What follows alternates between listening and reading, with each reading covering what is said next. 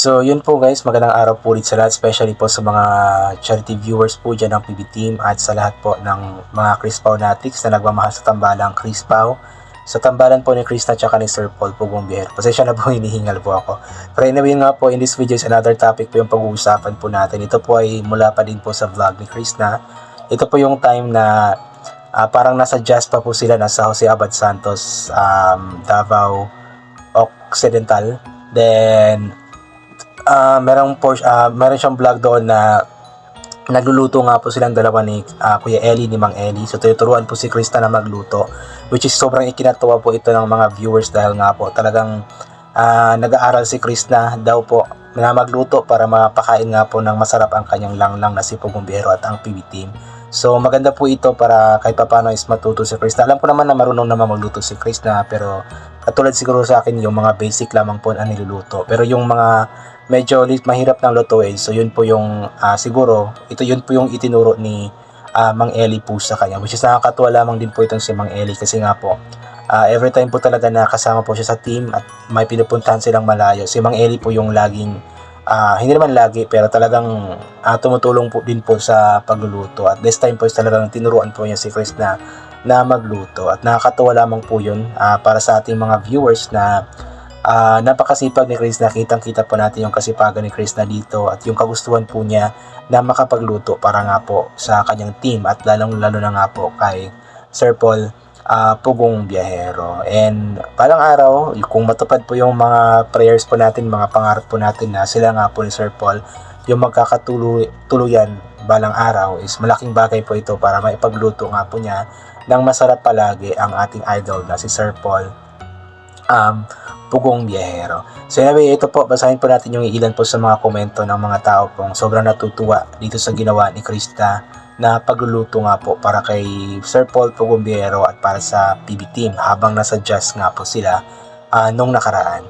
So ito po mula kay Christine Rehenio. Good PM, ganda, mag-ingat palagi PB Team at Crispaw. Andiyan naman si Uncle Elyong, masaya ka, di ka pabayaan. Yes, po talaga si Mang Eli, si Uncle Elyong po ni Krista, talagang napaka-reliable po nito, napaka-responsible po na tao. Talagang alam kong hindi nito pababayaan ang PB Team, si Krista, si Sir Paul kapag andyan nga po talaga si Idol Mang Eli. At ngayon po, I believe kasama po si Mang Eli sa pumunta nga po sa sa Mindoro, and I'm not sure kung nakasama si Krista, pero we are hoping na sana nakasama nga po siya para mas magiging masaya. And ipag-pray po natin yung pagaling po, agarang pagaling ng kanyang mama para wala na pong isipin na stress o problema si Krista.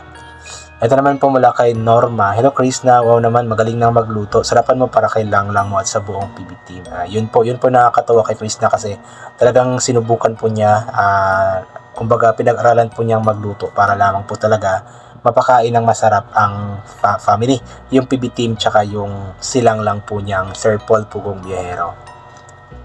Vanji Gorero, ayan, hello Day Chris, na maluluka ako sa iyo ba? Siaw kaayo ka, parang asaya kapag nandyan ka.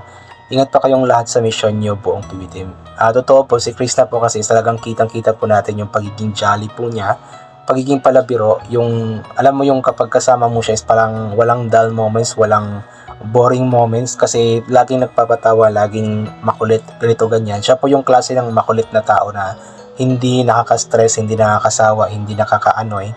Siya yung klase ng makulit na tao na nagbibigay po talaga ng kasiyahan sa mga taong nakapaligid sa kanya. At maging tayong mga viewers, sobrang natutuwa po sa ginagawa ni Krista na kakulitan. Talagang maluluka nga daw po si Ma'am Vanji Gorero sa kulit ni Krista. Siaw daw po, siaw or makulit. Berlinda Teves, tama yan Day, mag-aral kang magluto para matuwa ang ating prinsipe ng buhay natin, sabay ka nun, hehe. Love you Day. Ayan, yun nga po, alam ko naman natutuwa. Dun sa naging vlog ni Krista is habang nagluluto nga po siya, is nag-video si Sir Paul sa kanya. So ibig sabihin is natutuwa si Sir Paul po sa ginagawa ni Krista na pagluluto. So mas lalo siguro na in love si Sir Paul kay Krista, no, dahil nga po nagluto si Krista para sa kanila. Nakakatuwa lamang po.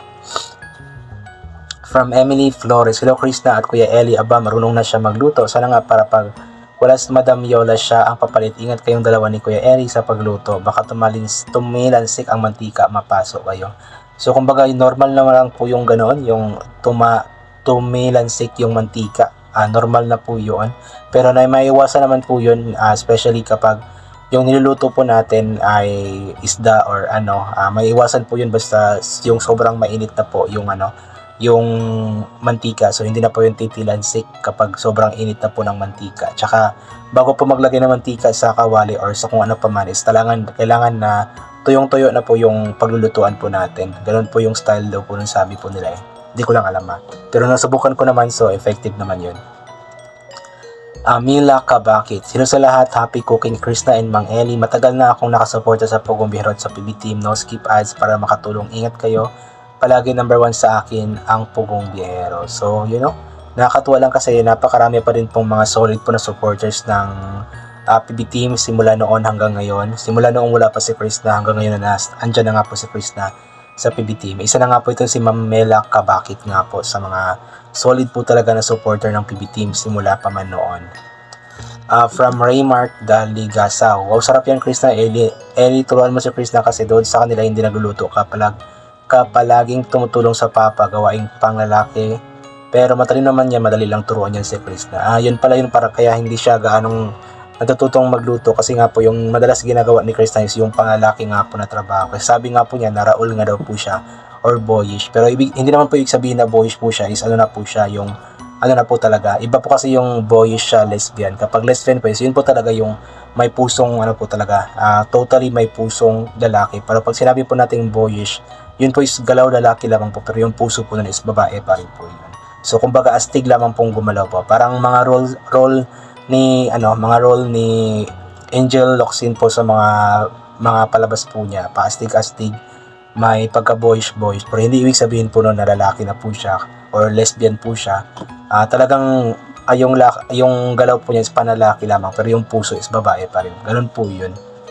Tita Ems Johansson. Good evening Krista, dito lang ako showing my support always, watching all your upload videos. Mag-iingat ka lagi. God will guide you sa lahat ng oras kasi mabait ka at hindi ka pabayaan. Andiyan ang Diyos, gagabayan ka at malagpasan mo lahat ng pagsubok. Ano man yan, kaya mo yan, go lang, andito ako to comfort bilang tita mo. Yan, nakakatuwa naman po si Tita Ems Johansson. Talagang gusto po niyang supportahan natin, comfort nga po si Chris na sa lahat nga po ng pagsubok or problema na pinagdadaanan po niya.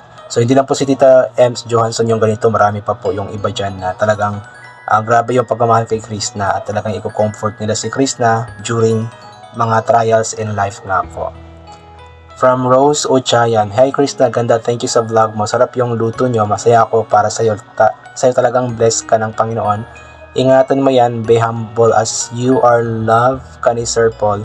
Love you, God bless you all PBT. Pasensya na po sa pagbabasa. Parang hindi ko na nakikita yung mga kama.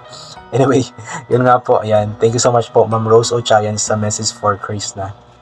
From Juliet Espinar. Gandang hapon and Krishna. Ang galing ni Sir Eli, mag-assist sa'yo. Ang bait talaga, magkapatid na ng ni Sir Ralph. Sipag lang lagi dahil Krishna sa pag-upload. Makamit mo din pangarap mo para sa pamilya mo. Ingat ka palagi at Sir Paul, all PB Team, God bless you all, no skip ads.